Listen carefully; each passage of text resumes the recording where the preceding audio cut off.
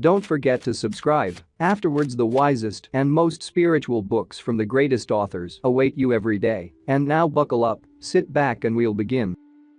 Carlos Castaneda. Book 7.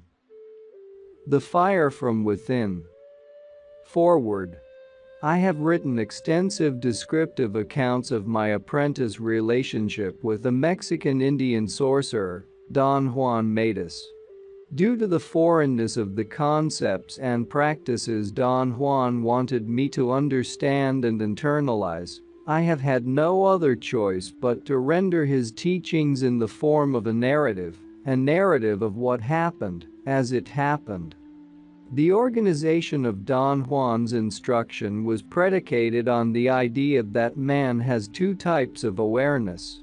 He labeled them the right side and the left side. He described the first as the state of normal awareness necessary for everyday life. The second, he said, was the mysterious side of man, the state of awareness needed to function as sorcerer and seer. Don Juan divided his instruction, accordingly, into teachings for the right side and teachings for the left side. He conducted his teachings for the right side when I was in my state of normal awareness, and I have described those teachings in all my accounts. In my state of normal awareness, Don Juan told me that he was a sorcerer. He even introduced me to another sorcerer, Don Flores, and because of the nature of our association, I logically concluded that they had taken me as their apprentice. That apprenticeship ended with an incomprehensible act that both Don Juan and Don led me to perform. They made me jump from the top of a flat mountain into an abyss. I have described in one of my accounts what took place on that mountaintop. The last drama of Don Juan's teachings for the right side was played there by Don Juan himself, Don Genaro, two apprentices, Pablito and Nestor, and me. Pablito, Nestor, and I jumped from that mountaintop into an abyss.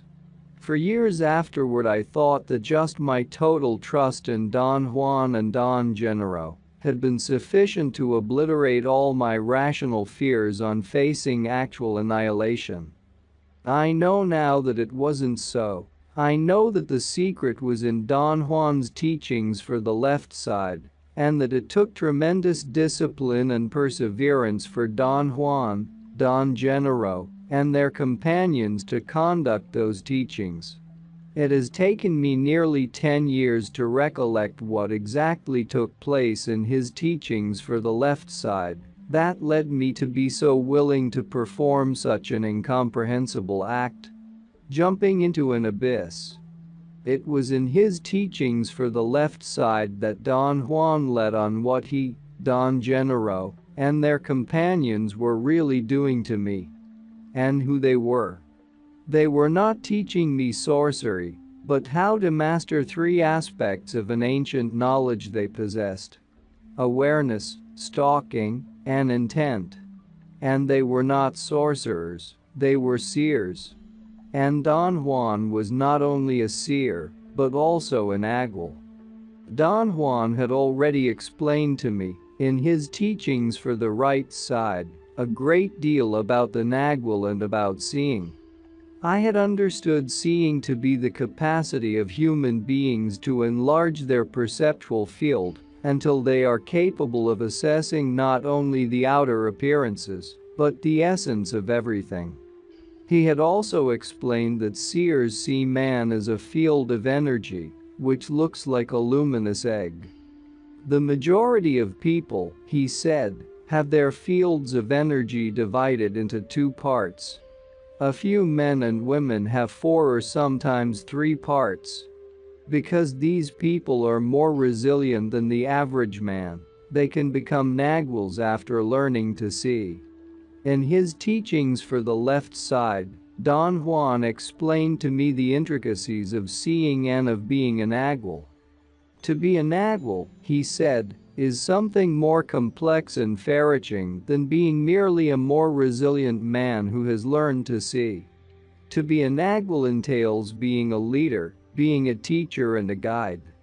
As a Nagual, Don Juan was the leader of a group of seers known as the Nagual's Party, which was composed of 8 female seers: Cecilia, Delia, Hermelinda, Carmela, Nolita, Florinda, Zuleika, and Zoila; 3 male seers, Vicente, Silvio Manuel, and Genaro; and 4 couriers or messengers, Emilito, John Tuma, Marta, and Teresa.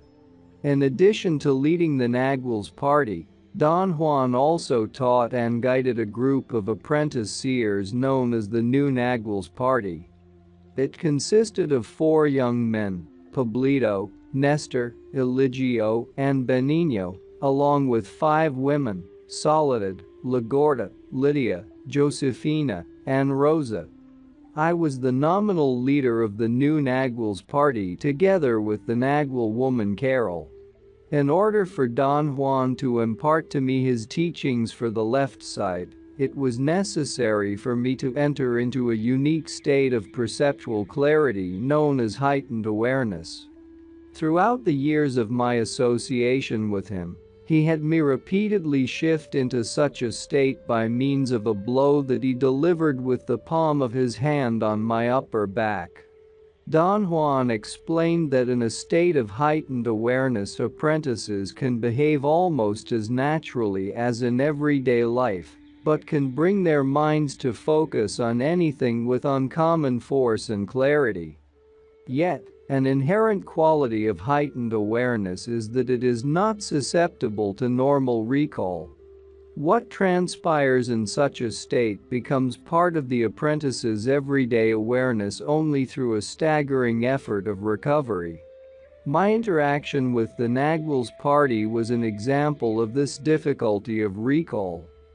With the exception of Don Genaro, I had contact with them only when I was in a state of heightened awareness, hence in my normal everyday life I could not remember them, not even as vague characters in dreams. The manner in which I met with them every time was almost a ritual. I would drive to Don Genaro's house in a small town in the southern part of Mexico. Don Juan would join us immediately, and the 3 of us would then get busy with Don Juan's teachings for the right side. After that, Don Juan would make me change levels of awareness, and then we would drive to a larger, nearby town where he and the other 15 seers were living. Every time I entered into heightened awareness, I could not cease marveling at the difference between my 2 sides. I always felt as if a veil had been lifted from my eyes, as if I had been partially blind before and now I could see. The freedom, the sheer joy that used to possess me on those occasions, cannot be compared with anything else I have ever experienced. Yet at the same time, there was a frightening feeling of sadness and longing that went hand in hand with that freedom and joy. Don Juan had told me that there is no completeness without sadness and longing, for without them there is no sobriety, no kindness. Wisdom without kindness, he said, and knowledge without sobriety are useless.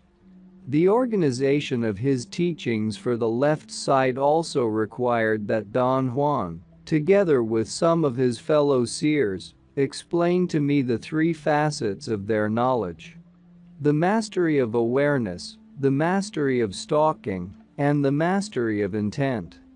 This work deals with the mastery of awareness, which is part of his total set of teachings for the left side, the set he used in order to prepare me for performing the astonishing act of jumping into an abyss. Due to the fact that the experiences I narrate here took place in heightened awareness, they cannot have the texture of daily life. They are lacking in worldly context, although I have tried my best to supply it without fictionalizing it. In heightened awareness, one is minimally conscious of the surroundings, because one's total concentration is taken by the details of the action at hand. In this case, the action at hand was, naturally, the elucidation of the mastery of awareness. Don Juan understood the mastery of awareness as being the modern-day version of an extremely old tradition, which he called the tradition of the ancient Taltec seers. Although he felt that he was inextricably linked to that old tradition, he considered himself to be one of the seers of a new cycle. When I asked him once what was the essential character of the seers of the new cycle, he said that they are the warriors of total freedom, that they are such masters of awareness, stalking, and intent that they are not caught by death, like the rest of mortal men, but choose the moment and the way of their departure from this world. At that moment they are consumed by a fire from within and vanish from the face of the earth, free, as if they had never existed. The new seers. I had arrived in the city of Oaxaca in southern Mexico on my way to the mountains to look for Don Juan. On my way out of town in the early morning, I had the good sense to drive by the main square, and there I found him sitting on his favorite bench, as if waiting for me to go by. I joined him. He told me that he was in the city on business, that he was staying at a local boarding house, and that I was welcome to stay with him, because he had to remain in town for 2 more days. We talked for a while about my activities and problems in the academic world. As was customary with him, he suddenly hit me on my back when I least expected it, and the blow shifted me into a state of heightened awareness. We sat in silence for a very long time. I anxiously waited for him to begin talking, yet when he did, he caught me by surprise. Ages before the Spaniards came to Mexico, he said, there were extraordinary Taltec seers, men capable of inconceivable deeds. They were the last link in a chain of knowledge that extended over thousands of years.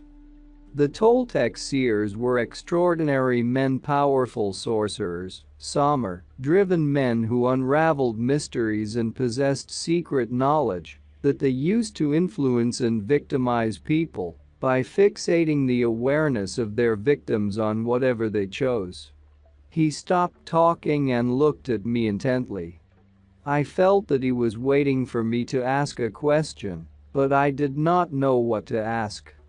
I have to emphasize an important fact, he continued, the fact that those sorcerers knew how to fixate the awareness of their victims.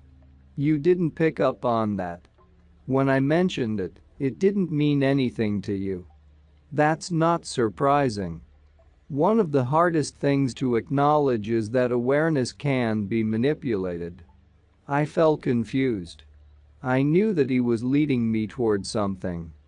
I felt a familiar apprehension, the same feeling I had whenever he began a new round of his teachings.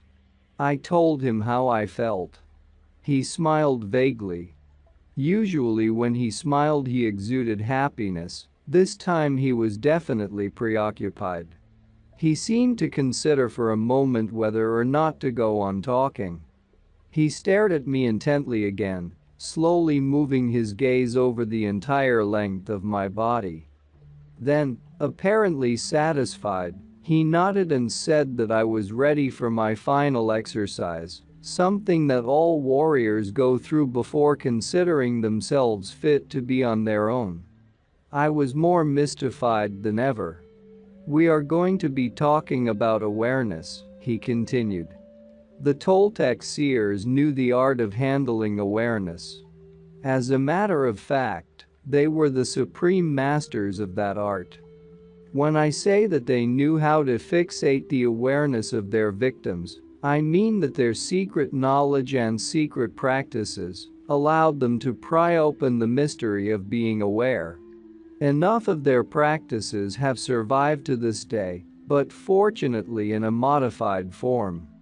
I say fortunately because those activities, as I will explain, did not lead the ancient Toltec seers to freedom, but to their doom.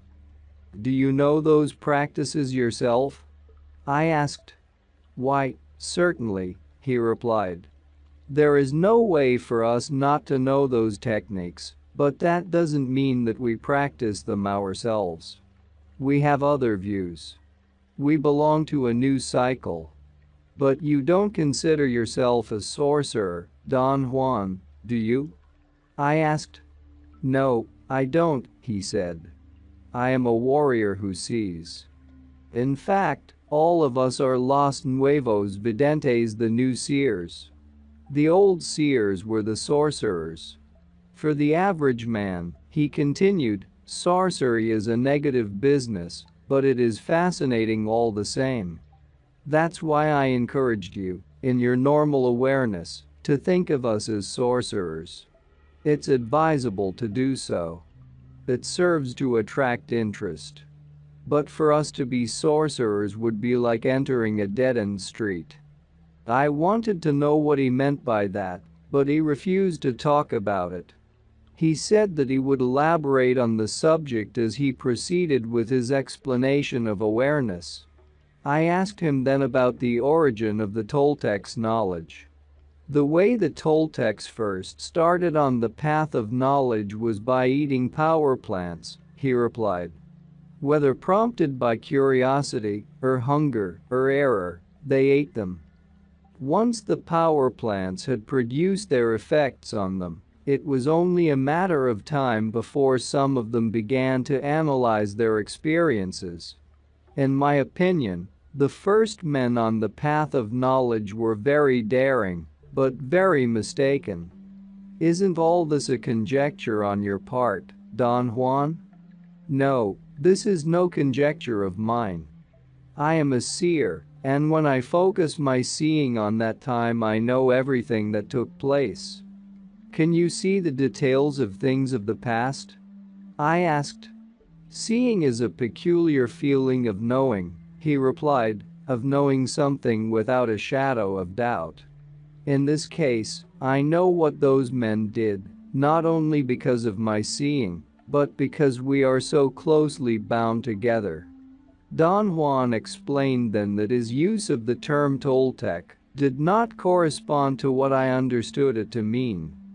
To me it meant a culture, the Toltec Empire. To him, the term Toltec meant man of knowledge.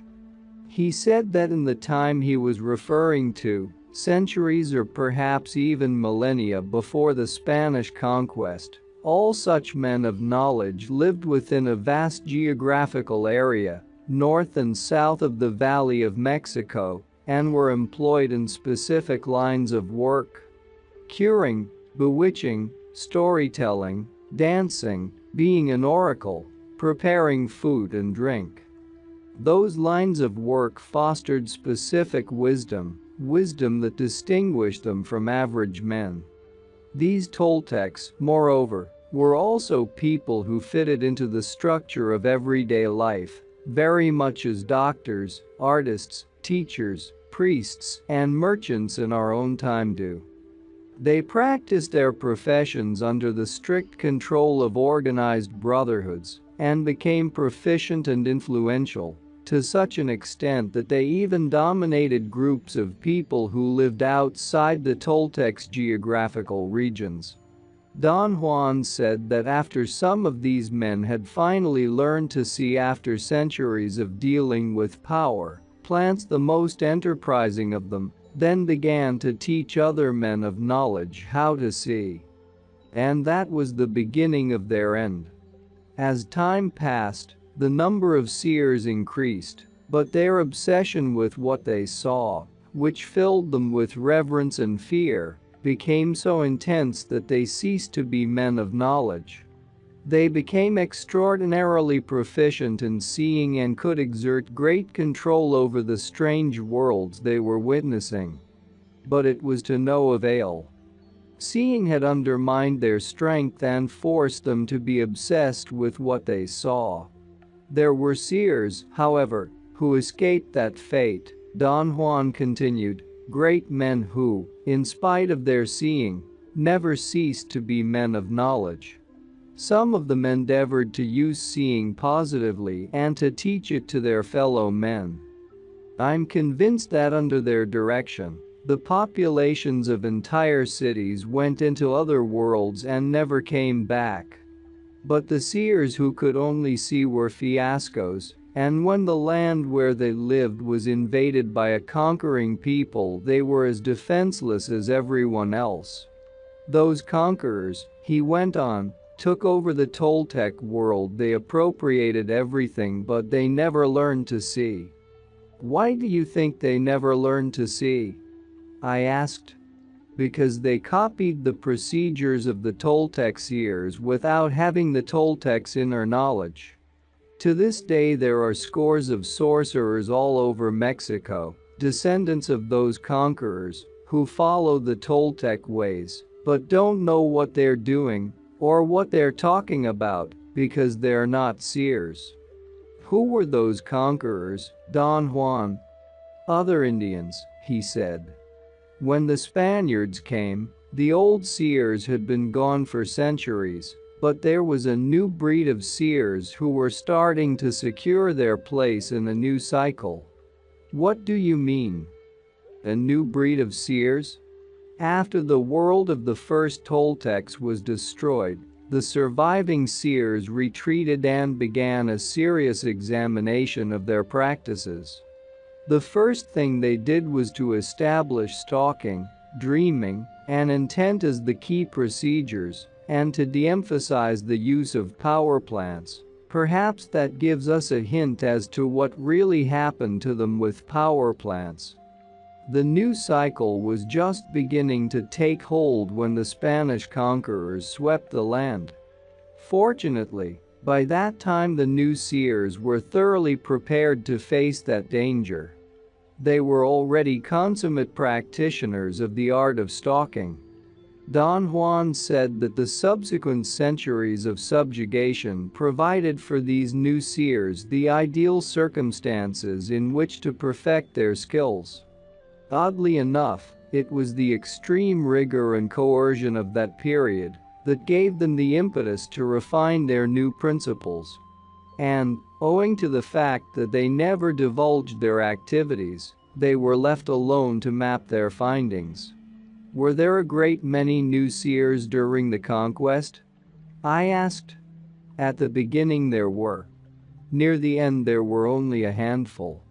The rest had been exterminated. What about in our day, Don Juan? I asked. There are a few. They are scattered all over, you understand. Do you know them? I asked. Such a simple question is the hardest one to answer, he replied. There are some we know very well. But they are not exactly like us because they have concentrated on other specific aspects of knowledge, such as dancing, curing, bewitching, talking, instead of what the new seers recommend, stalking, dreaming, and intent. Those who are exactly like us would not cross our path. The seers who lived during the conquest set it up that way so as to avoid being exterminated in the confrontation with the Spaniards. Each of those seers founded a lineage. And not all of them had descendants, so the lines are few. Do you know any who are exactly like us? I asked. A few, he replied laconically. I asked him then to give me all the information he could, for I was vitally interested in the topic. To me it was of crucial importance to know names and addresses for purposes of validation and corroboration. Don Juan did not seem inclined to oblige me. The new seers went through that bit of corroboration, he said. Half of them left their bones in the corroborating room. So now they are solitary birds. Let's leave it that way. All we can talk about is our line. About that, you and I can say as much as we please. He explained that all the lines of seers were started at the same time and in the same fashion. Around the end of the 16th century, every Nagwal deliberately isolated himself and his group of seers from any overt contact with other seers. The consequence of that drastic segregation, he said, was the formation of the individual lineages. Our lineage consisted of 14 Nagwals and 126 seers, he said. Some of those 14 Nagwals had as few as 7 seers with them. Others had 11, and some up to 15. He told me that his teacher or his benefactor, as he called him, was the Nagwal Julian, and the one who came before Julian was the Nagwal Elis. I asked him if he knew the names of all 14 Nagwals. He named and enumerated them for me, so I could learn who they were. He also said that he had personally known the 15 seers who formed his benefactor's group, and that he had also known his benefactor's teacher, the Nagwal Elis, and the 11 seers of his party.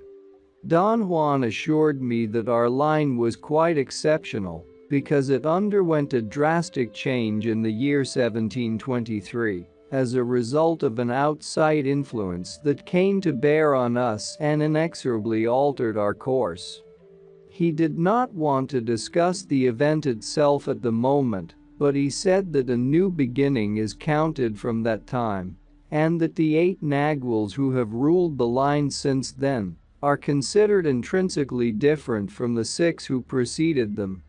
Don Juan must have had business to take care of the next day, for I did not see him until around noon.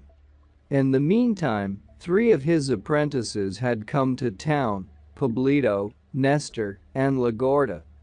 They were shopping for tools and materials for Pablito's carpentry business. I accompanied them and helped them to complete all their errands. Then all of us went back to the boarding house. All 4 of us were sitting around talking when Don Juan came into my room. He announced that we were leaving after lunch, but that before we went to eat he still had something to discuss with me, in private. He wanted the 2 of us to take a stroll around the main square, and then all of us would meet at a restaurant. Pablito and Nestor stood up and said that they had some errands to run before meeting us. Lagorda seemed very displeased. "What are you going to talk about?" she blurted out, but quickly realized her mistake and giggled. Don Juan gave her a strange look but did not say anything. Encouraged by his silence, Lagorda proposed that we take her along. She assured us that she would not bother us in the least. "I'm sure you won't bother us," Don Juan said to her, "but I really don't want you to hear anything of what I have to say to him."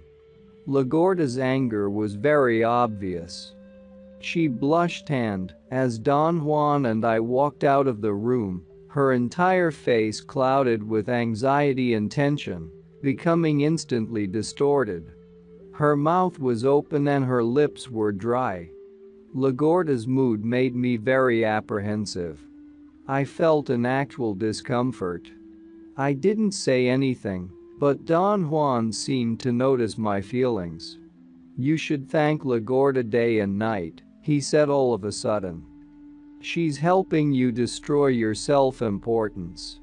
She's the petty tyrant in your life, but you still haven't caught on to that."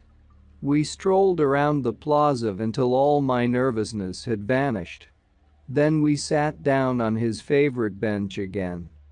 "The ancient seers were very fortunate indeed," Don Juan began, "because they had plenty of time to learn marvelous things.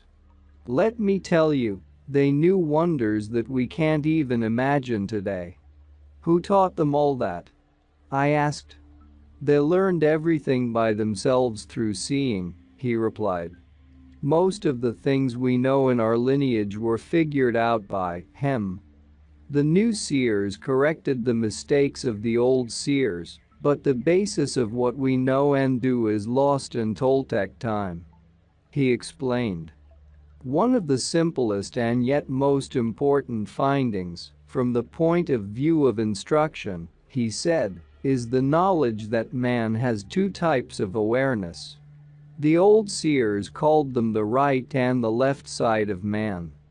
The old seers figured out, he went on, that the best way to teach their knowledge was to make their apprentices shift to their left side, to a state of heightened awareness. Real learning takes place there. Very young children were given to the old seers as apprentices, Don Juan continued, so that they wouldn't know any other way of life. Those children, in turn, when they came of age, took other children as apprentices.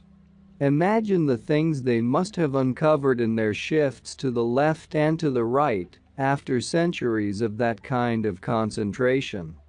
I remarked how disconcerting those shifts were to me. He said that my experience was similar to his own. His benefactor, the Nagual Julian, had created a profound schism in him by making him shift back and forth from one type of awareness to the other.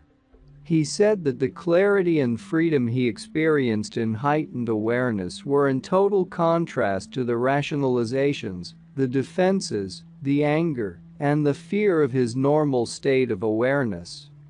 The old seers used to create this polarity to suit their own particular purposes. With it, they forced their apprentices to achieve the concentration needed to learn sorcery techniques.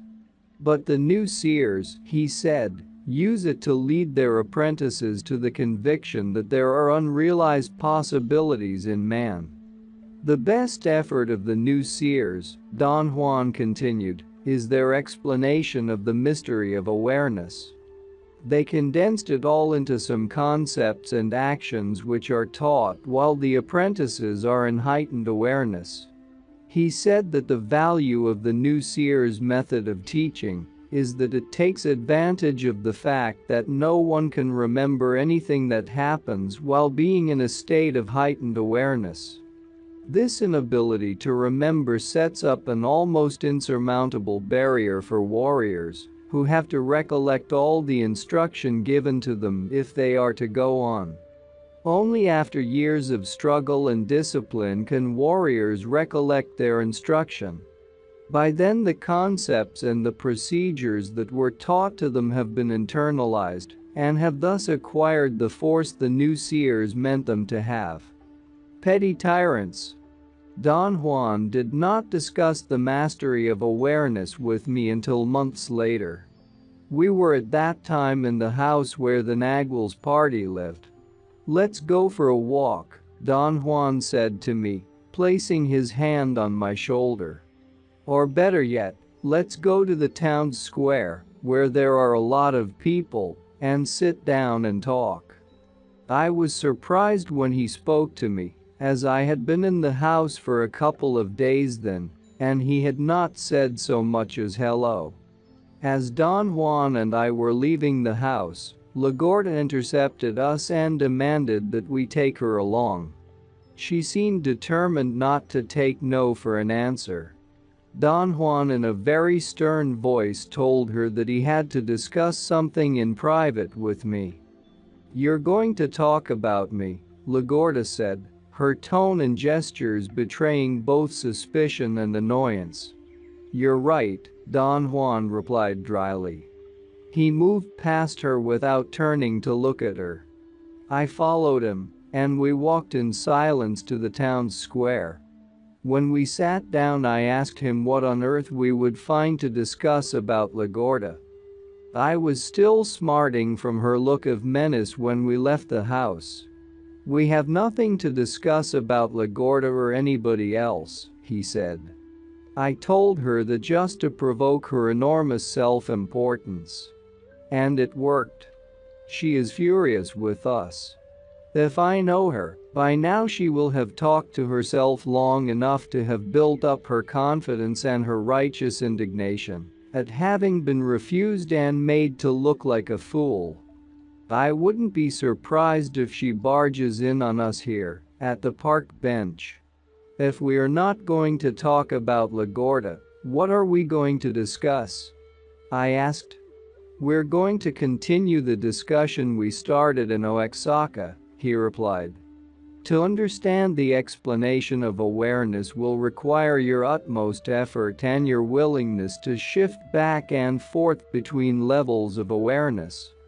While we are involved in our discussion, I will demand your total concentration and patience." Half complaining, I told him that he had made me feel very uncomfortable by refusing to talk to me for the past 2 days. He looked at me and arched his brows. A smile played on his lips and vanished. I realized that he was letting me know I was no better than Lagorda. "I was provoking your self-importance," he said with a frown. "Self-importance is our greatest enemy. Think about it, what weakens us is feeling offended by the deeds and misdeeds of our fellow men. Our self-importance requires that we spend most of our lives offended by someone." The new seers recommended that every effort should be made to eradicate self-importance from the lives of warriors. I have followed that recommendation, and much of my endeavors with you has been geared to show you that without self-importance we are invulnerable. As I listened, his eyes suddenly became very shiny. I was thinking to myself that he seemed to be on the verge of laughter, and there was no reason for it when I was startled by an abrupt, painful slap on the right side of my face. I jumped up from the bench. Lagorda was standing behind me, her hand still raised. Her face was flushed with anger. "Now you can say what you like about me, and with more justification," she shouted. "If you have anything to say, however, say it to my face." Her outburst appeared to have exhausted her, because she sat down on the cement and began to weep. Don Juan was transfixed with inexpressible glee. I was frozen with sheer fury. Lagorda glared at me and then turned to Don Juan and meekly told him that we had no right to criticize her. Don Juan laughed so hard he doubled over almost to the ground. He couldn't even speak. He tried 2 or 3 times to say something to me, then finally got up and walked away, his body still shaking with spasms of laughter. I was about to run after him, still glowering at Lagorda. At that moment I found her despicable when something extraordinary happened to me. I realized what Don Juan had found so hilarious. Lagorda and I were horrendously alike. Our self-importance was monumental. My surprise and fury at being slapped were just like Lagorda's feelings of anger and suspicion. Don Juan was right. The burden of self-importance is a terrible encumbrance.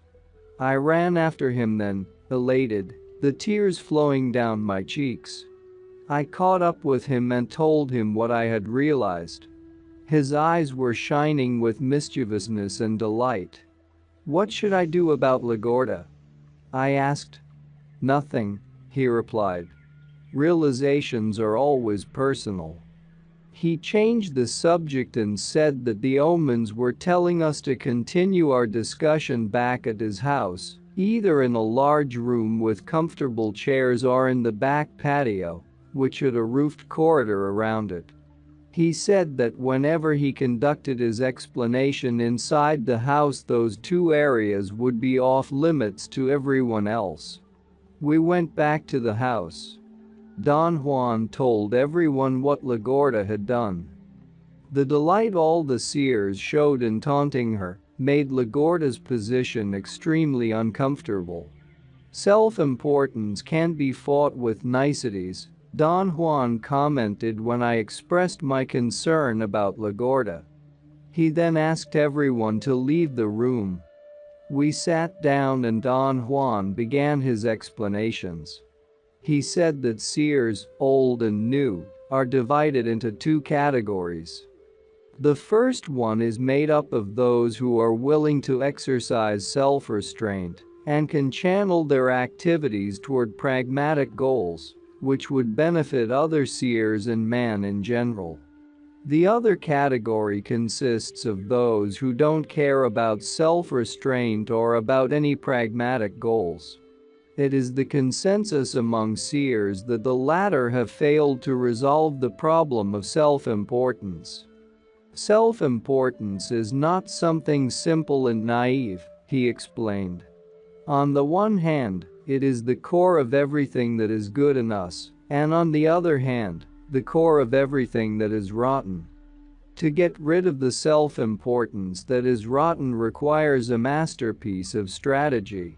Seers, through the ages, have given the highest praise to those who have accomplished it.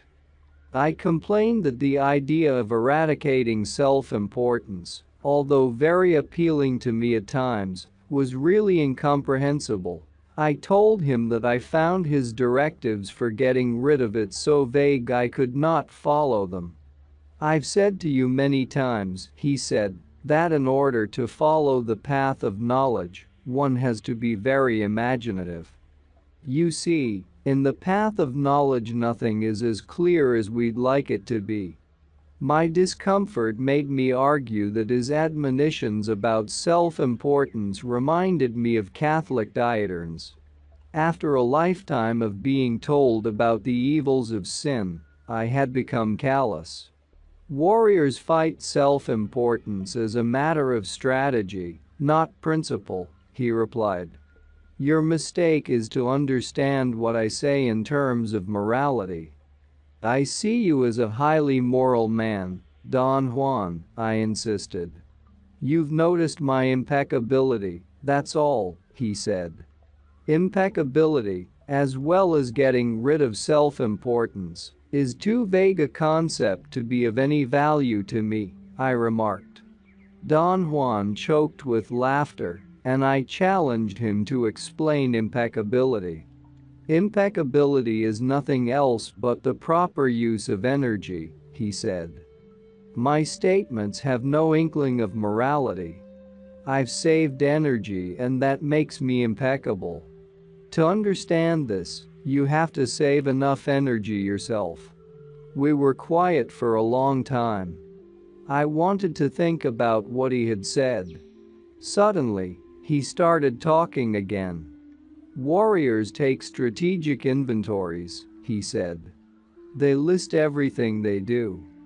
Then they decide which of those things can be changed in order to allow themselves a respite, in terms of expending their energy.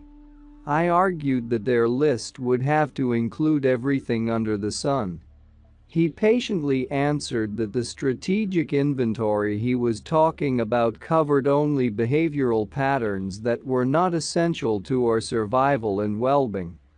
I jumped at the opportunity to point out that survival and well-being were categories that could be interpreted in endless ways, hence, there was no way of agreeing what was or was not essential to survival and well-being. As I kept on talking, I began to lose momentum. Finally, I stopped because I realized the futility of my arguments. Don Juan said then that in the strategic inventories of warriors, self-importance figures as the activity that consumes the greatest amount of energy, hence, their effort to eradicate it. One of the first concerns of warriors is to free that energy in order to face the unknown with it, Don Juan went on. The action of rechanneling that energy impeccability. He said that the most effective strategy was worked out by the seers of the conquest, the unquestionable masters of stalking. It consists of 6 elements that interplay with one another. 5 of them are called the attributes of warriorship: control, discipline, forbearance, timing, and will. They pertain to the world of the warrior who is fighting to lose self-importance. The 6th element, which is perhaps the most important of all, pertains to the outside world and is called the petty tyrant. He looked at me as if silently asking me whether or not I had understood. I'm really mystified, I said. You keep on saying that Lagorda is the petty tyrant of my life. Just what is a petty tyrant? A petty tyrant is a tormentor, he replied. Someone who either holds the power of life and death over warriors or simply annoys them to distraction. Don Juan had a beaming smile as he spoke to me. He said that the new seers developed their own classification of petty tyrants, although the concept is one of their most serious and important findings. The new seers had a sense of humor about it. He assured me that there was a tinge of malicious humor in every one of their classifications, because humor was the only means of counteracting the compulsion of human awareness to take inventories and to make cumbersome classifications. The new seers, in accordance with their practice, saw fit to head their classification with the primal source of energy, the one and only ruler in the universe, and they called it simply the tyrant. The rest of the despots and authoritarians were found to be, naturally, infinitely below the category of tyrant.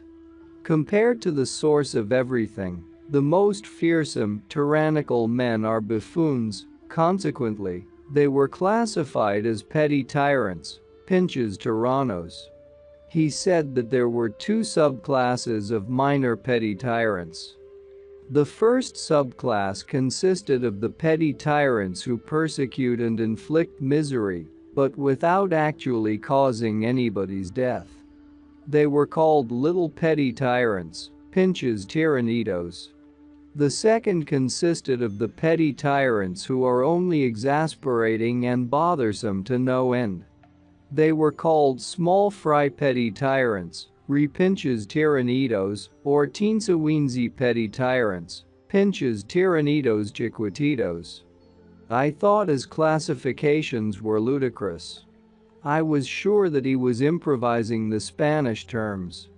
I asked him if that was so. Not at all, he replied with an amused expression. The new seers were great ones for classifications. Genero is doubtless one of the greatest. If you'd observe him carefully, you'd realize exactly how the new seers feel about their classifications.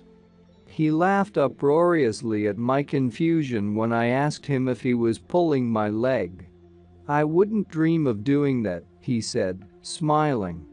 Genero may do that, but not I, especially when I know how you feel about classifications. It's just that the new seers were terribly irreverent. He added that the little petty tyrants are further divided into four categories. One that torments with brutality and violence. Another that does it by creating unbearable apprehension through deviousness. Another which oppresses with sadness. And the last, which torments by making warriors rage. Lagorda is in a class of her own, he added. She is an acting, smell-free petty tyrant. She annoys you to pieces and makes you rage. She even slaps you. With all that she is teaching you detachment. That's not possible. I protested. You haven't yet put together all the ingredients of the new seer's strategy, he said. Once you do that, you'll know how efficient and clever is the device of using a petty tyrant.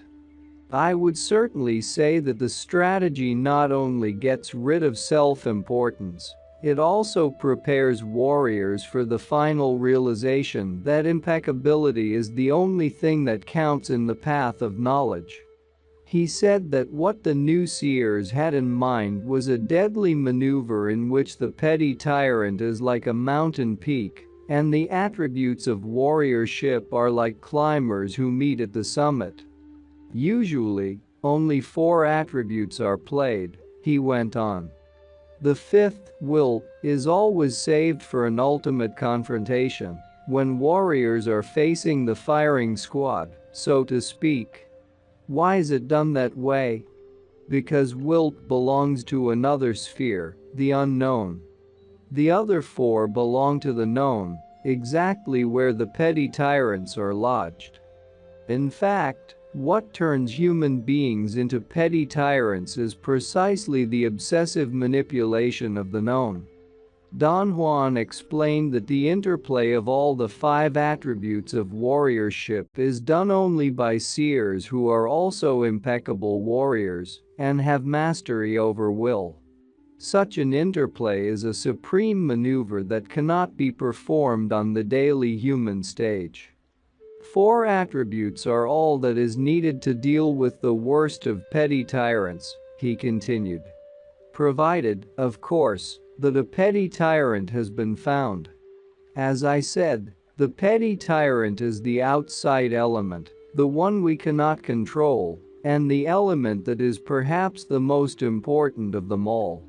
My benefactor used to say that the warrior who stumbles on a petty tyrant is a lucky one.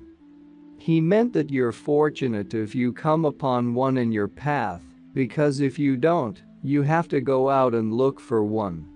He explained that one of the greatest accomplishments of the seers of the conquest was a construct he called the three-phase progression. By understanding the nature of man, they were able to reach the incontestable conclusion that if seers can hold their own in facing petty tyrants, they can certainly face the unknown with impunity, and then they can even stand the presence of the unknowable.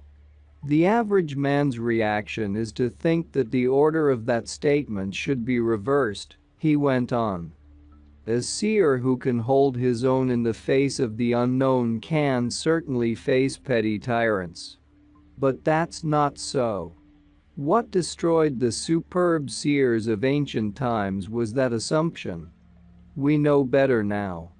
We know that nothing can temper the spirit of a warrior as much as the challenge of dealing with impossible people in positions of power.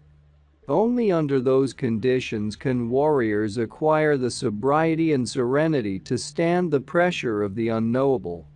I vociferously disagreed with him. I told him that in my opinion tyrants can only render their victims helpless or make them as brutal as they themselves are. I pointed out that countless studies had been done on the effects of physical and psychological torture on such victims. The difference is in something you just said, he retorted. They are victims, not warriors. Once I felt just as you do. I'll tell you what made me change, but first let's go back again to what I said about the conquest. The seers of that time couldn't have found a better ground. The Spaniards were the petty tyrants who tested the seers' skills to the limit. After dealing with the conquerors, the seers were capable of facing anything. They were the lucky ones. At that time there were petty tyrants everywhere. After all those marvelous years of abundance, things changed a great deal. Petty tyrants never again had that scope. It was only during those times that their authority was unlimited. The perfect ingredient for the making of a superb seer is a petty tyrant with unlimited prerogatives. In our times, unfortunately, seers have to go to extremes to find a worthy one. Most of the time they have to be satisfied with very small fry. Did you find a petty tyrant yourself, Don Juan? I was lucky. A king-size one found me. At the time, though, I felt like you. I couldn't consider myself fortunate. Don Juan said that his ordeal began a few weeks before he met his benefactor. He was barely 20 years old at the time. He had gotten a job at a sugar mill working as a laborer. He had always been very strong, so it was easy for him to get jobs that required muscle. One day when he was moving some heavy sacks of sugar, a woman came by. She was very well dressed and seemed to be a woman of means. She was perhaps in her 50s, Don Juan said, and very domineering. She looked at Don Juan and then spoke to the foreman and left. Don Juan was then approached by the foreman, who told him that for a fee, he would recommend him for a job in the boss's house. Don Juan told the man that he had no money. The foreman smiled and said not to worry because he would have plenty on payday. He patted Don Juan's back and assured him it was a great honor to work for the boss. Don Juan said that being a lowly ignorant Indian living hand to mouth, not only did he believe every word, he thought a good fairy had touched him. He promised to pay the foreman anything he wished. The foreman named a large sum, which had to be paid in installments. Immediately thereafter the foreman himself took Don Juan to the house, which was quite a distance from the town, and left him there with another foreman, a huge, somber, ugly man who asked a lot of questions. He wanted to know about Don Juan's family. Don Juan answered that he didn't have any. The man was so pleased that he even smiled through his rotten teeth. He promised Don Juan that they would pay him plenty, and that he would even be in a position to save money, because he didn't have to spend any, for he was going to live and eat in the house. The way the man laughed was terrifying. Don Juan knew that he had to escape immediately. He ran for the gate, but the man cut in front of him with a revolver in his hand. He cocked it and rammed it into Don Juan's stomach. "You're here to work yourself to the bone," he said. "And don't you forget it." He shoved Don Juan around with a billy club. Then he took him to the side of the house and, after observing that he worked his men every day from sunrise to sunset without a break, he put Don Juan to work digging out 2 enormous tree stumps. He also told Don Juan that if he ever tried to escape or went to the authorities, he would shoot him dead, and that if Don Juan should ever get away, he would swear in court that Don Juan had tried to murder the boss. "You'll work here until you die," he said. "Another Indian will get your job then, just as you're taking a dead Indian's place." Don Juan said that the house looked like a fortress, with armed men with machetes everywhere. So he got busy working and tried not to think about his predicament. At the end of the day, the man came back and kicked him all the way to the kitchen, because he did not like the defiant look in Don Juan's eyes. He threatened to cut the tendons of Don Juan's arms if he didn't obey him. In the kitchen an old woman brought food, but Don Juan was so upset and afraid that he couldn't eat. The old woman advised him to eat as much as he could. He had to be strong, she said, because his work would never end. She warned him that the man who had held his job had died just a day earlier. He was too weak to work and had fallen from a second-story window.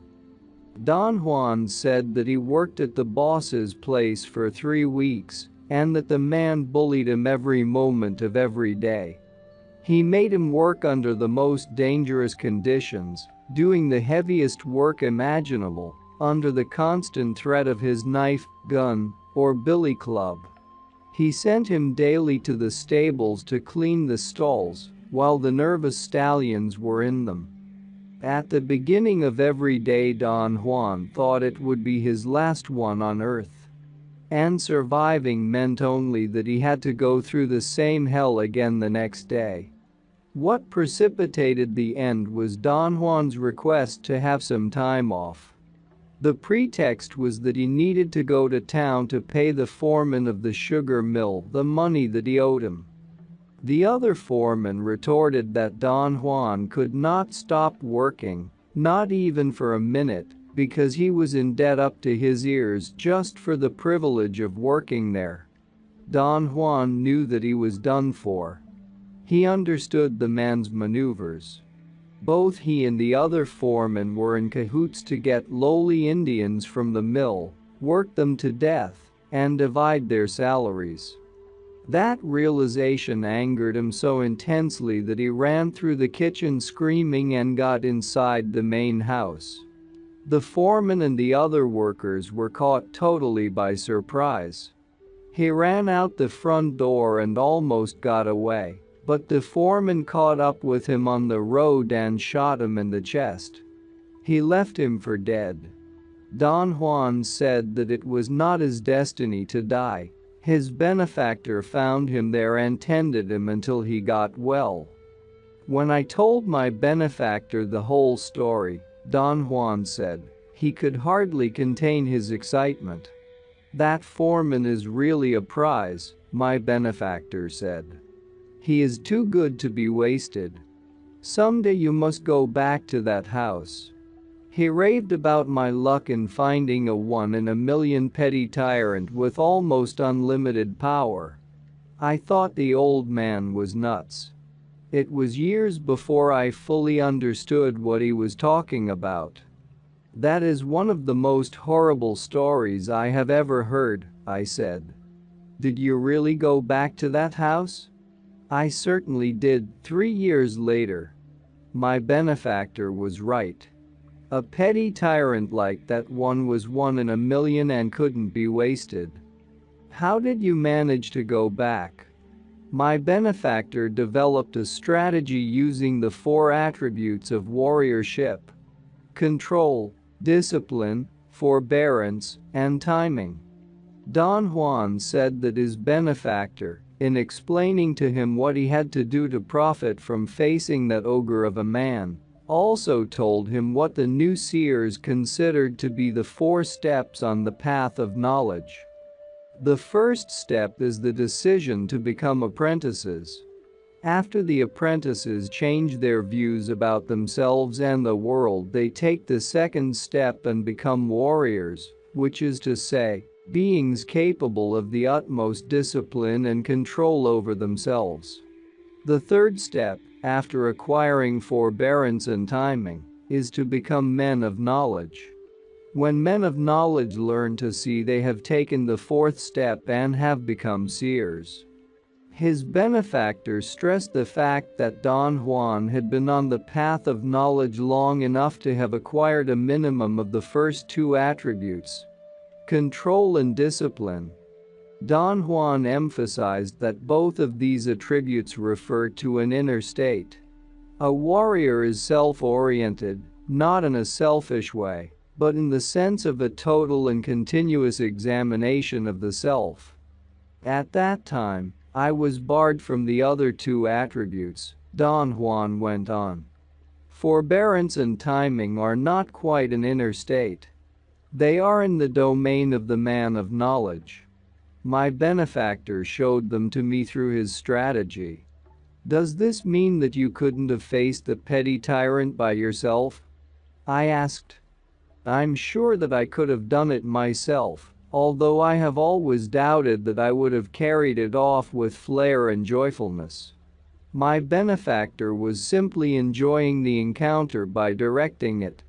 The idea of using a petty tyrant is not only for perfecting the warrior's spirit, but also for enjoyment and happiness.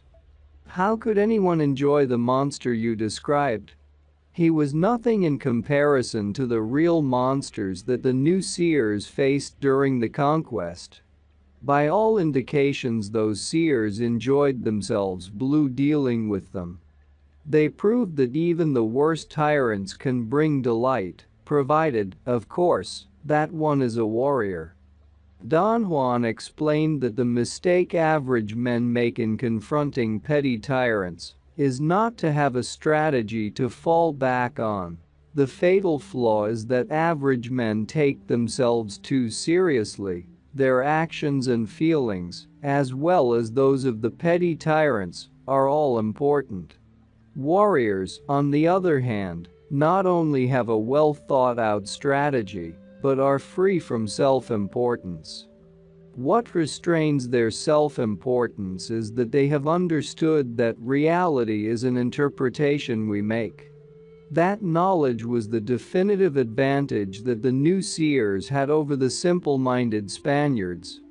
He said that he became convinced he could defeat the foreman using only the single realization that petty tyrants take themselves with deadly seriousness while warriors do not. Following his benefactor's strategic plan, therefore, Don Juan got a job in the same sugar mill as before. Nobody remembered that he had worked there in the past. Peons came to that sugar mill and left it without leaving a trace. His benefactor's strategy specified that Don Juan had to be solicitous of whoever came to look for another victim. As it happened, the same woman came and spotted him, as she had done years ago. This time he was physically even stronger than before. The same routine took place. The strategy, however, called for refusing payment to the foreman from the outset. The man had never been turned down and was taken aback. He threatened to fire Don Juan from the job. Don Juan threatened him back, saying that he would go directly to the lady's house and see her. Don Juan knew that the woman, who was the wife of the owner of the mill, did not know what the two foremen were up to. He told the foreman that he knew where she lived because he had worked in the surrounding fields cutting sugarcane. The man began to haggle, and Don Juan demanded money from him before he would accept going to the lady's house. The foreman gave in and handed him a few bills. Don Juan was perfectly aware that the foreman's acquiescence was just a ruse to get him to go to the house. He himself once again took me to the house, Don Juan said. It was an old hacienda owned by the people of the sugar mill, rich men who either knew what was going on and didn't care, or were too indifferent even to notice. As soon as we got there, I ran into the house to look for the lady. I found her and dropped to my knees and kissed her hand to thank her. The two foremen were livid. The foreman at the house followed the same pattern as before. But I had the proper equipment to deal with him. I had control, discipline, forbearance, and timing. It turned out as my benefactor had planned it. My control made me fulfill the man's most asinine demands. What usually exhausts us in a situation like that is the wear and tear on our self-importance. Any man who has an iota of pride is ripped apart by being made to feel worthless. I gladly did everything he asked of me. I was joyful and strong. And I didn't give a fig about my pride or my fear. I was there as an impeccable warrior. To tune the spirit when someone is trampling on you is called control. Don Juan explained that his benefactor's strategy required that instead of feeling sorry for himself as he had done before, he immediately go to work mapping the man's strong points, his weaknesses, his quirks of behavior. He found that the foreman's strongest points were his violent nature and his daring. He had shot Don Juan in broad daylight and in sight of scores of onlookers. His great weakness was that he liked his job and did not want to endanger it. Under no circumstances could he attempt to kill Don Juan inside the compound in the daytime. His other weakness was that he was a family man. He had a wife and children who lived in a shack near the house. To gather all this information while they are beating you up is called discipline, Don Juan said. The man was a regular fiend. He had no saving grace. According to the new seers, a perfect petty tyrant has no redeeming feature. Don Juan said that the other two attributes of warriorship, forbearance and timing, which he did not yet have, had been automatically included in his benefactor's strategy. Forbearance is to wait patiently, no rush, no anxiety, a simple, joyful holding back of what is due. I groveled daily, Don Juan continued, sometimes crying under the man's whip. And yet I was happy. My benefactor's strategy was what made me go from day to day without hating the man's guts. I was a warrior. I knew that I was waiting and I knew what I was waiting for. Right there is the great joy of warriorship. He added that his benefactor's strategy called for a systematic harassment of the man by taking cover with a higher order, just as the seers of the new cycle had done during the conquest, by shielding themselves with the Catholic Church. A lowly priest was sometimes more powerful than a nobleman. Don Juan's shield was the lady who got him the job. He kneeled in front of her and called her a saint every time he saw her. He begged her to give him the medallion of her patron saint, so he could pray to him for her health and well-being. She gave me one, Don Juan went on, and that rattled the form into pieces. And when I got the servants to pray at night, he nearly had a heart attack. I think he decided then to kill me. He couldn't afford to let me go on. As a countermeasure, I organized a rosary among all the servants of the house. The lady thought I had the makings of a most pious man. I didn't sleep soundly after that, nor did I sleep in my bed. I climbed to the roof every night. From there I saw the man twice looking for me in the middle of the night with murder in his eyes.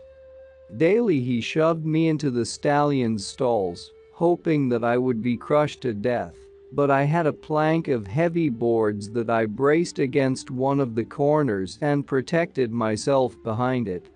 The man never knew because he was nauseated by the horses, another of his weaknesses, the deadliest of all, as things turned out.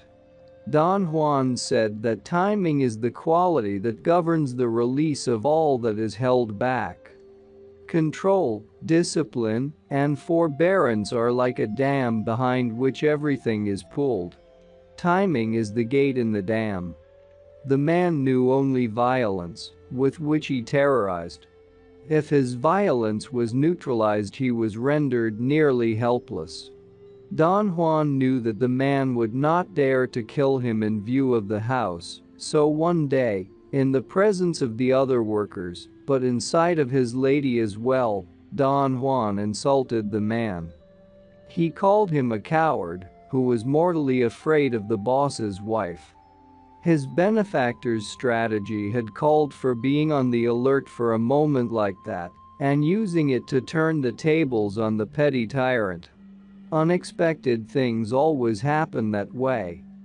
The lowest of the slaves suddenly makes fun of the tyrant, taunts him, makes him feel ridiculous in front of significant witnesses, and then rushes away without giving the tyrant time to retaliate. A moment later, the man went crazy with rage, but I was already solicitously kneeling in front of the lady, he continued.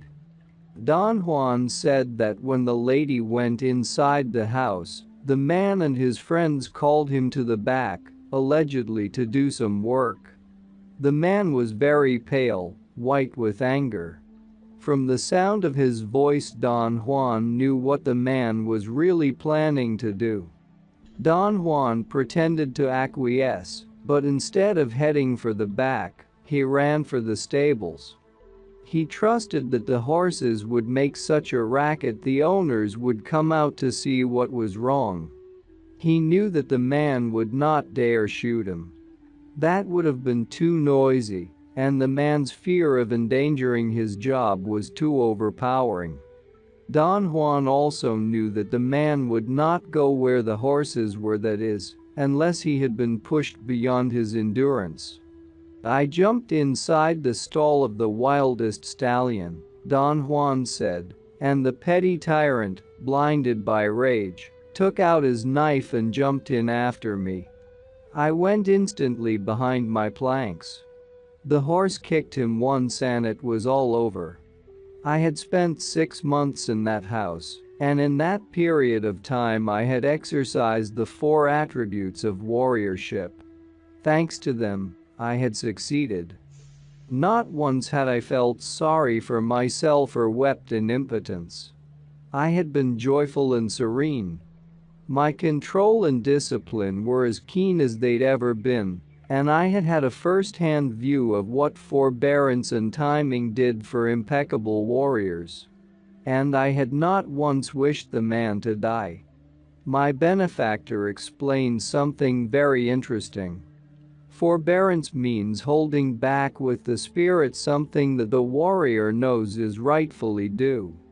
It doesn't mean that a warrior goes around plotting to do anybody mischief or planning to settle past scores. Forbearance is something independent. As long as the warrior has control, discipline, and timing, forbearance assures giving whatever is due to whoever deserves it. Do petty tyrants sometimes win and destroy the warrior facing them? I asked. Of course. There was a time when warriors died like flies at the beginning of the conquest. Their ranks were decimated. The petty tyrants could put anyone to death, simply acting on a whim. Under that kind of pressure, seers reached sublime states. Don Juan said that that was the time when the surviving seers had to exert themselves to the limit to find new ways. The new seers used petty tyrants, Don Juan said, staring at me fixedly, not only to get rid of their self-importance, but to accomplish the very sophisticated maneuver of moving themselves out of this world. You'll understand that maneuver as we keep on discussing the mastery of awareness. I explained to Don Juan that what I had wanted to know was whether, in the present, in our times, the petty tyrants he had called small fry could ever defeat a warrior. All the time, he replied. The consequences aren't as dire as those in the remote past. Today it goes without saying that warriors always have a chance to recuperate or to retrieve and come back later. But there is another side to this problem. To be defeated by a small fry petty tyrant is not deadly, but devastating. The degree of mortality, in a figurative sense, is almost as high. By that I mean that warriors who succumb to a small fry petty tyrant are obliterated by their own sense of failure and unworthiness. That spells high mortality to me. How do you measure defeat? Anyone who joins the petty tyrant is defeated. To act in anger, without control and discipline, to have no forbearance, is to be defeated. What happens after warriors are defeated? They either regroup themselves or they abandon the quest for knowledge and join the ranks of the petty tyrants for life. The eagle's emanations. The next day, Don Juan and I went for a walk along the road to the city of Oaxaca. The road was deserted at that hour. It was 2:00 p.m. As we strolled leisurely, Don Juan suddenly began to talk. He said that our discussion about the petty tyrants had been merely an introduction to the topic of awareness. I remarked that it had opened a new view for me. He asked me to explain what I meant. I told him that it had to do with an argument we had had some years before about the Yaqui Indians. In the course of his teachings for the right side, he had tried to tell me about the advantages that the Yaquis could find in being oppressed. I had passionately argued that there were no possible advantages in the wretched conditions in which they lived. And I had told him that I could not understand how, being a Yaqui himself, he did not react against such a flagrant injustice. He had listened attentively. Then, when I was sure he was going to defend his point, he agreed that the conditions of the Yaqui Indians were indeed wretched. But he pointed out that it was useless to single out the Yaquis when life conditions of man in general were horrendous. Don't just feel sorry for the poor Yaqui Indians, he had said. feels sorry for mankind. In the case of the Yaqui Indians, I can even say they're the lucky ones. They are oppressed, and because of that, some of them may come out triumphant in the end. But the oppressors, the petty tyrants that tread upon them, they don't have a chance in hell. I had immediately answered him with a barrage of political slogans. I had not understood his point at all. He again tried to explain to me the concept of petty tyrants, but the whole idea bypassed me. It was only now that everything fit into place. Nothing has fit into place yet, he said, laughing at what I had told him. Tomorrow, when you are in your normal state of awareness, you won't even remember what you've realized now. I felt utterly depressed, for I knew he was right. What's going to happen to you is what happened to me, he continued. My benefactor, the Nagwal Julian, made me realize in heightened awareness what you have realized yourself about petty tyrants.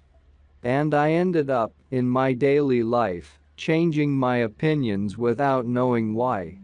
I had always been oppressed, so I had real venom toward my oppressors. Imagine my surprise when I found myself seeking the company of petty tyrants.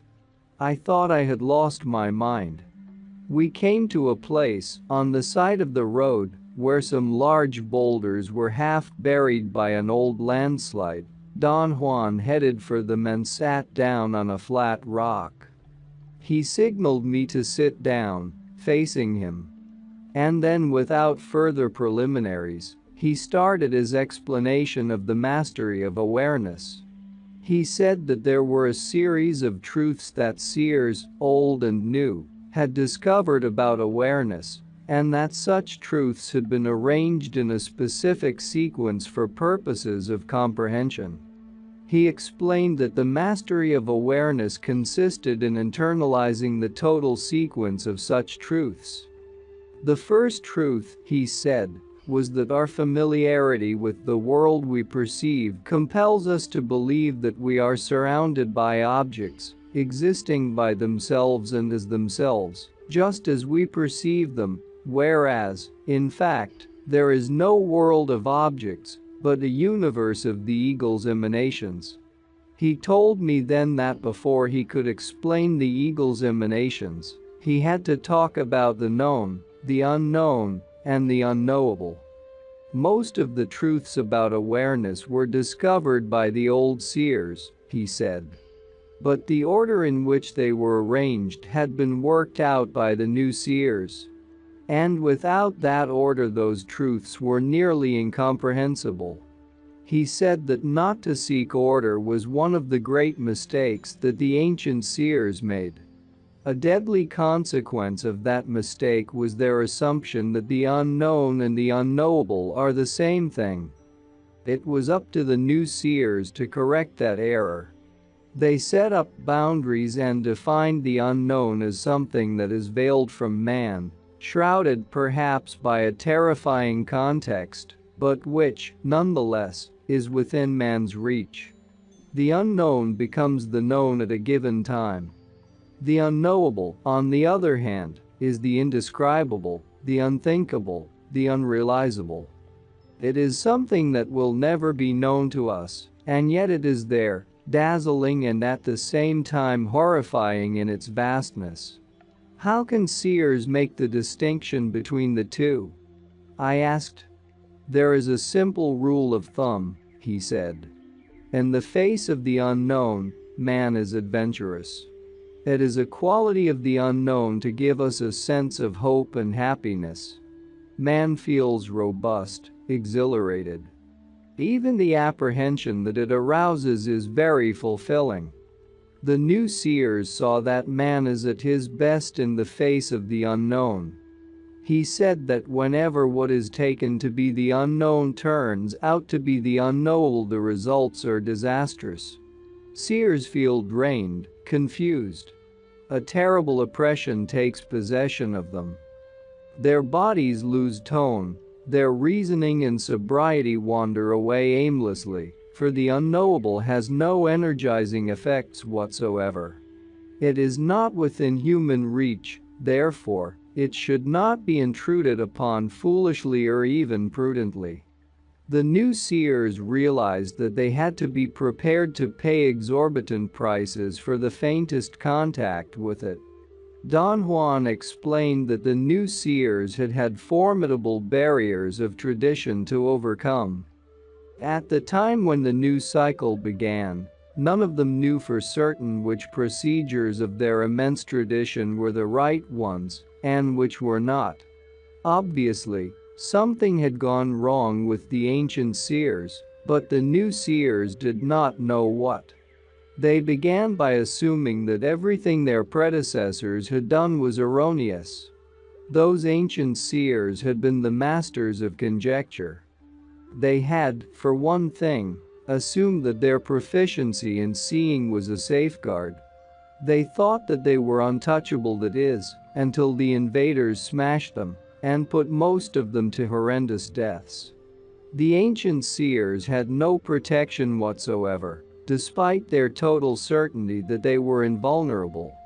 The new seers did not waste their time in speculations about what went wrong. Instead, they began to map the unknown in order to separate it from the unknowable. How did they map the unknown, Don Juan? I asked. Through the controlled use of seeing, he replied. I said that what I had meant to ask was, what was entailed in mapping the unknown? He answered that mapping the unknown means making it available to our perception. By steadily practicing seeing, the new seers found that the unknown and the known are really on the same footing, because both are within the reach of human perception. Seers, in fact, can leave the known at a given moment and enter into the unknown.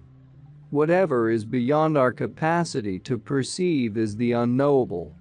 And the distinction between it and the knowable is crucial. Confusing the two would put seers in a most precarious position whenever they are confronted with the unknowable. When this happened to the ancient seers, Don Juan went on, they thought their procedures had gone haywire. It never occurred to them that most of what's out there is beyond our comprehension. It was a terrifying error of judgment on their part, for which they paid dearly. What happened after the distinction between the unknown and the unknowable was realized? I asked. The new cycle began, he replied. That distinction is the frontier between the old and the new. Everything that the new seers have done stems from understanding that distinction.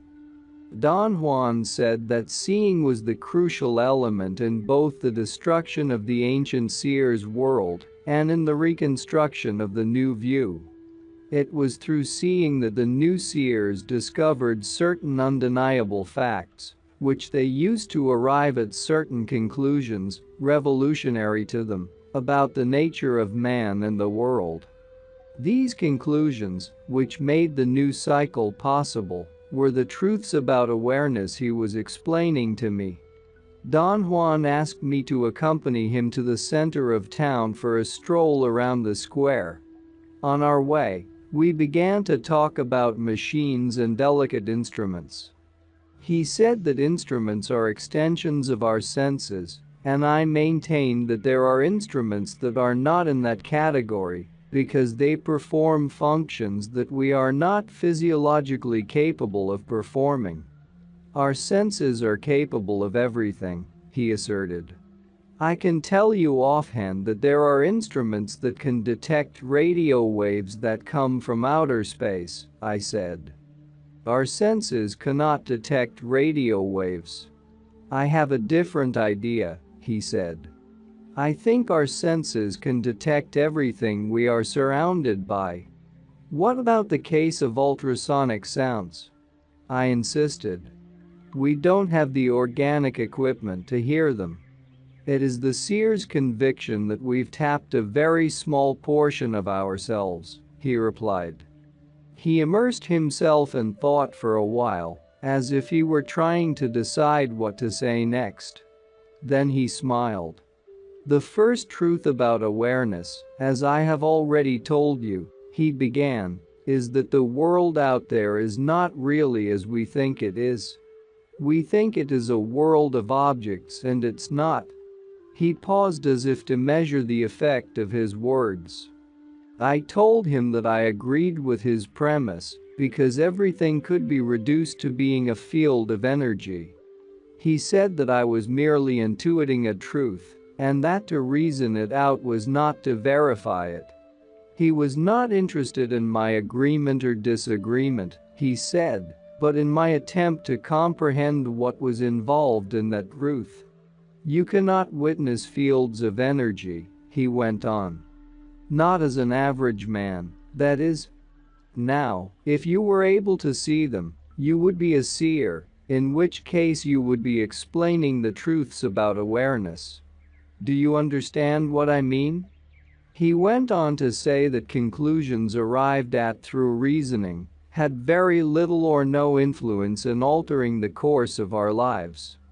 Hence, the countless examples of people who have the clearest convictions and yet act diametrically against them time and time again, and have as the only explanation for their behavior the idea that to err is human. The first truth is that the world is as it looks and yet it isn't, he went on. It's not as solid and real as our perception has been led to believe, but it isn't a mirage either. The world is not an illusion, as it has been said to be. It's real on the one hand, and unreal on the other. Pay close attention to this, for it must be understood, not just accepted. We perceive. This is a hard fact. But what we perceive is not a fact of the same kind, because we learn what to perceive. Something out there is affecting our senses. This is the part that is real. The unreal part is what our senses tell us is there. Take a mountain, for instance. Our senses tell us that it is an object.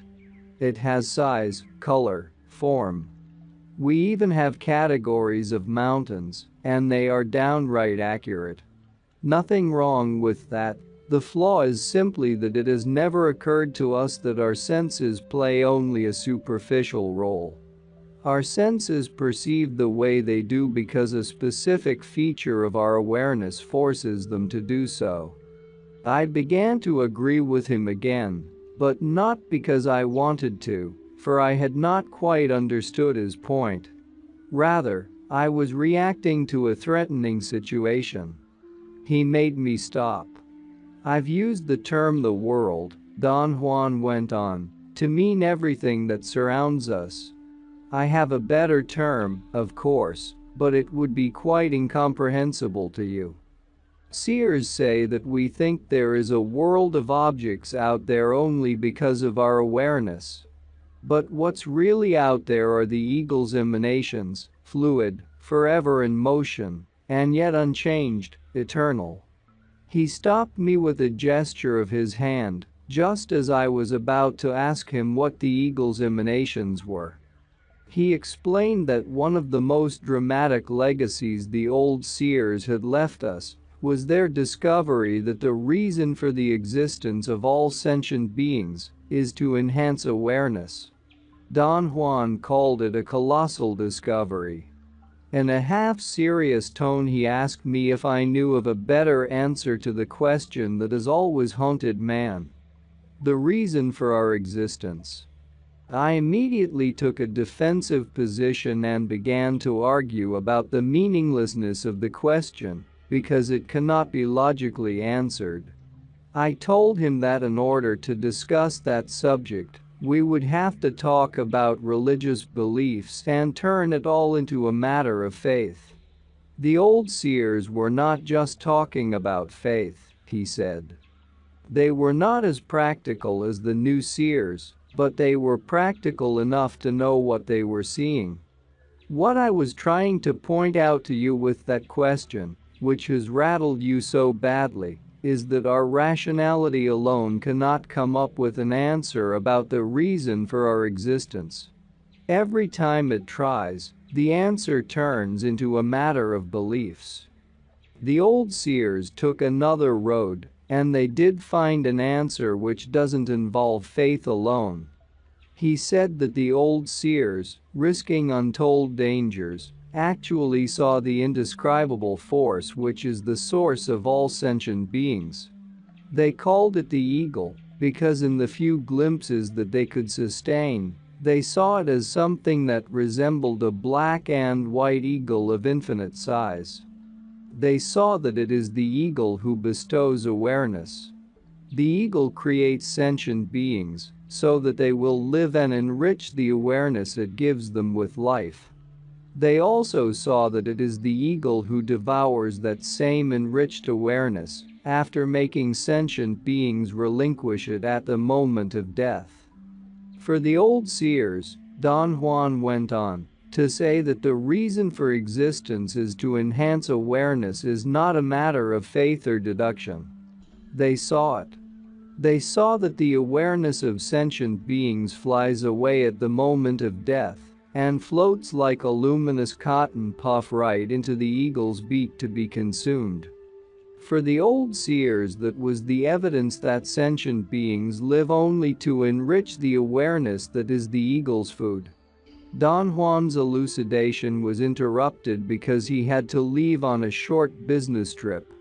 Nestor drove him to Oaxaca.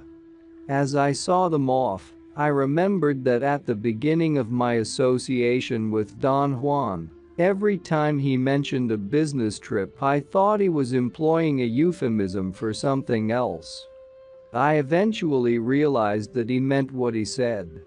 Whenever such a trip was about to take place, he would put on one of his many immaculately tailored three-piece suits and would look like anything but the old Indian I knew.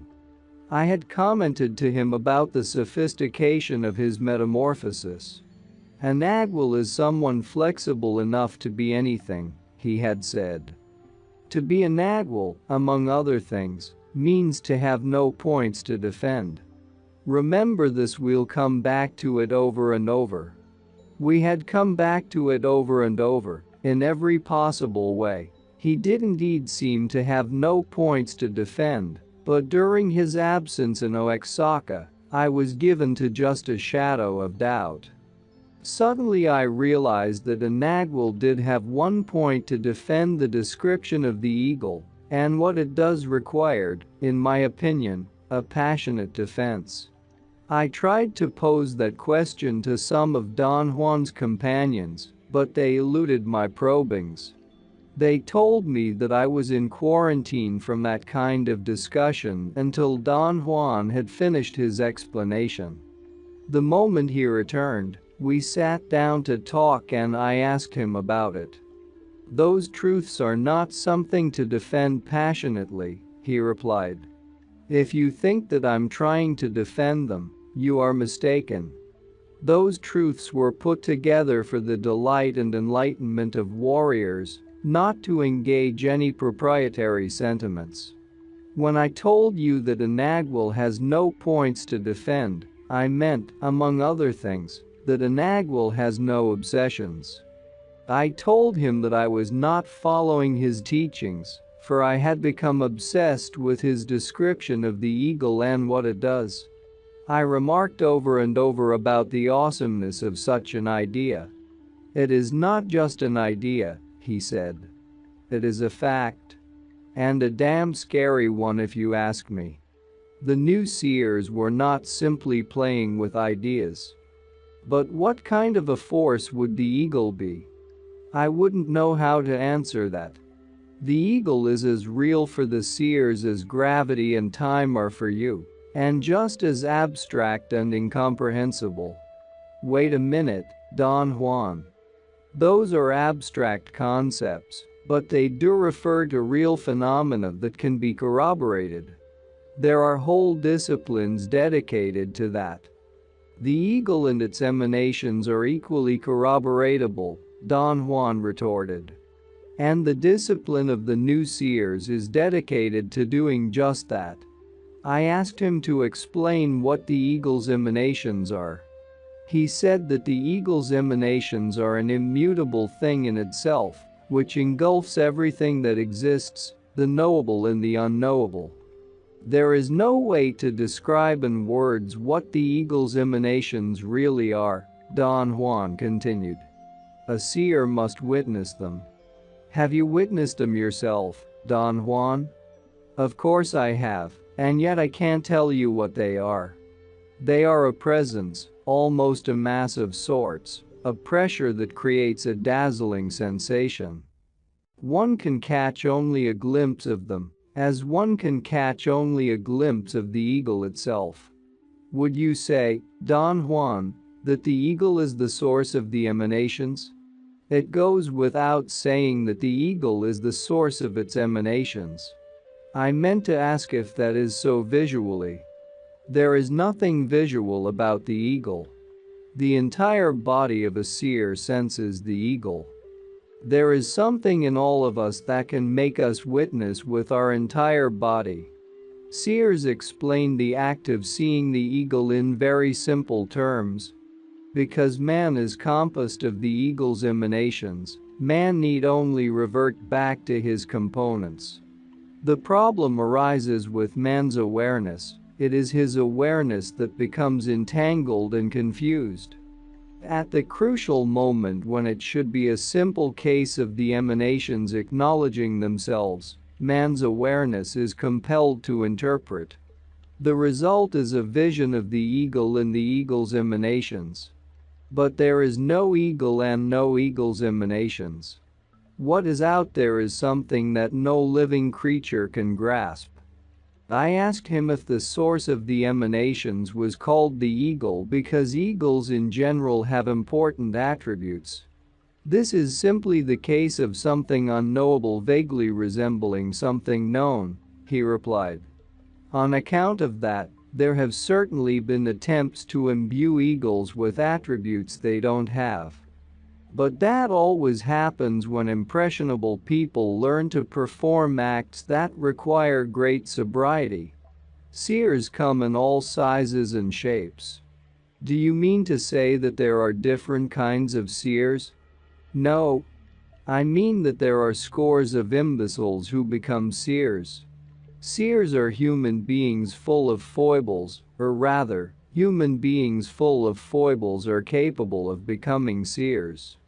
Just as in the case of miserable people who become superb scientists. The characteristic of miserable seers is that they are willing to forget the wonder of the world.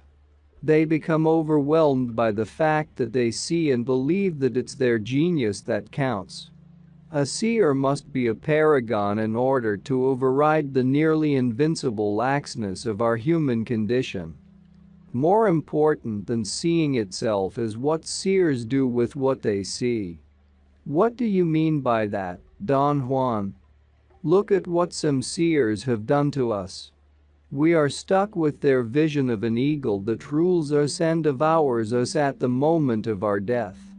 He said that there is a definite laxness in that version, and that personally he did not appreciate the idea of something devouring us. For him, it would be more accurate to say that there is a force that attracts our consciousness, much as a magnet attracts iron shavings. At the moment of dying, all of our being disintegrates under the attraction of that immense force. That such an event was interpreted as the eagle devouring us he found grotesque, because it turns an indescribable act into something as mundane as eating. I'm a very average man, I said. The description of an eagle that devours us had a great impact on me. The real impact can't be measured until the moment when you see it yourself, he said. But you must bear in mind that our flaws remain with us even after we become seers. So when you see that force, you may very well agree with the lax seers who called it the eagle, as I did myself. On the other hand, you may not. You may resist the temptation to ascribe human attributes to what is incomprehensible and actually improvise a new name for it, a more accurate one. Seers who see the eagle's emanations often call them commands, Don Juan said. I wouldn't mind calling them commands myself if I hadn't got used to calling them emanations. It was a reaction to my benefactor's preference. For him they were commands. I thought that term was more in keeping with his forceful personality than with mine. I wanted something impersonal. Command sounds too human to me, but that's what they really are, commands. Don Juan said that to see the eagle's emanations is to court disaster. The new seers soon discovered the tremendous difficulties involved, and only after great tribulations in trying to map the unknown and separate it from the unknowable, did they realize that everything is made out of the eagle's emanations. Only a small portion of those emanations is within reach of human awareness, and that small portion is still further reduced to a minute fraction by the constraints of our daily lives. That minute fraction of the eagle's emanations is the known. The small portion within possible reach of human awareness is the unknown, and the incalculable rest is the unknowable. He went on to say that the new seers, being pragmatically oriented, became immediately cognizant of the compelling power of the emanations. They realized that all living creatures are forced to employ the eagle's emanations without ever knowing what they are. They also realized that organisms are constructed to grasp a certain range of those emanations, and that every species has a definite range. The emanations exert great pressure on organisms, and through that pressure organisms construct their perceivable world. In our case, as human beings, Don Juan said, we employ those emanations and interpret them as reality. But what man senses is such a small portion of the eagle's emanations that it's ridiculous to put much stock in our perceptions, and yet it isn't possible for us to disregard our perceptions. The new seers found this out the hard way after courting tremendous dangers. Don Juan was sitting where he usually sat in the large room. Ordinarily there was no furniture in that room. People sat on mats on the floor, but Carol, the Nagwal woman, had managed to furnish it with very comfortable armchairs for the sessions when she and I took turns reading to him from the works of Spanish-speaking poets. I want you to be very aware of what we are doing, he said as soon as I sat down. We are discussing the mastery of awareness. The truths we're discussing are the principles of that mastery. He added that in his teachings for the right sight, he had demonstrated those principles to my normal awareness with the help of one of his seer companions, Genero, and that Genero had played around with my awareness with all the humor and irreverence for which the new seers were known. Genero is the one who should be here telling you about the eagle, he said, except that his versions are too irreverent. He thinks that the seers who called that force the eagle were either very stupid or were making a grand joke, because eagles not only lay eggs, they also lay turds. Don Juan laughed and said that he found Genero's comments so appropriate that he couldn't resist laughter. He added that if the new seers had been the ones to describe the eagle, the description would certainly have been made half in fun. I told Don Juan that on one level I took the eagle as a poetic image, and as such it delighted me, but on another level I took it literally, and that terrified me. One of the greatest forces in the lives of warriors is fear, he said. It spurs them to learn. He reminded me that the description of the eagle came from the ancient seers. The new seers were through with description, comparison, and conjecture of any sort. They wanted to get directly to the source of things and consequently risked unlimited danger to get to it.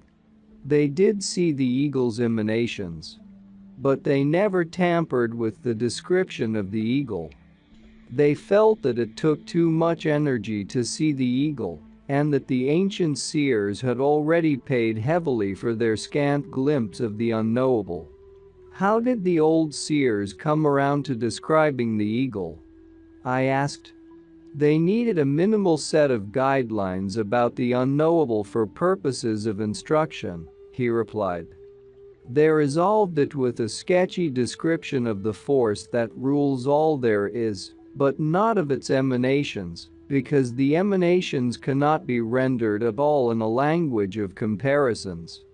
Individual seers may feel the urge to make comments about certain emanations, but that will remain personal. In other words, there is no pat version of the emanations, as there is of the eagle.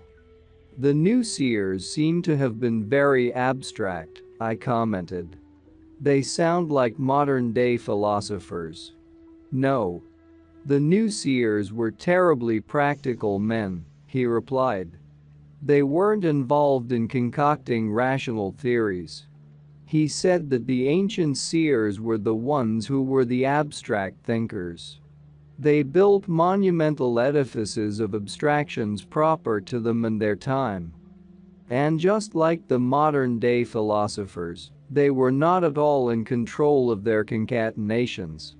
The new seers, on the other hand, imbued with practicality, were able to see a flux of emanations and to see how man and other living beings utilize them to construct their perceivable world.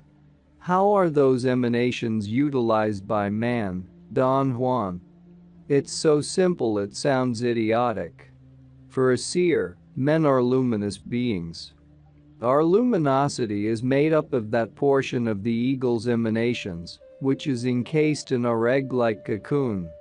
That particular portion, that handful of emanations that is encased, is what makes us men.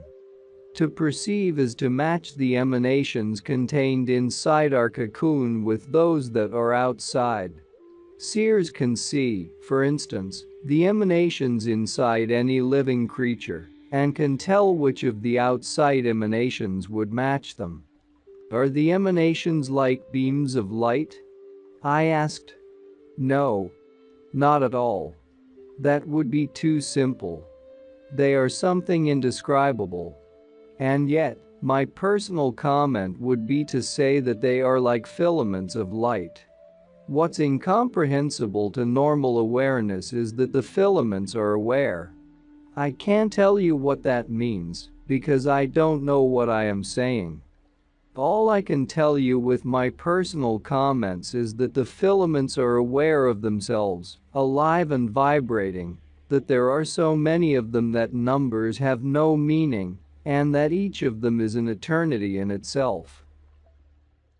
And that's not all. Our experts and regular viewers respond to all comments. Also check if you forgot to subscribe and set your bell to receive notifications about new audiobooks and other useful self-development materials that we release regularly. Join in the discussions, don't forget to give likes and, if possible and inspired, support the development of the channel financially. All useful links will be in the description and the first attached comment. Goodness, love and wisdom to all. And now move on to watch the next part of the video at the links below, or choose something from the playlists of the channel and those you see on the screen.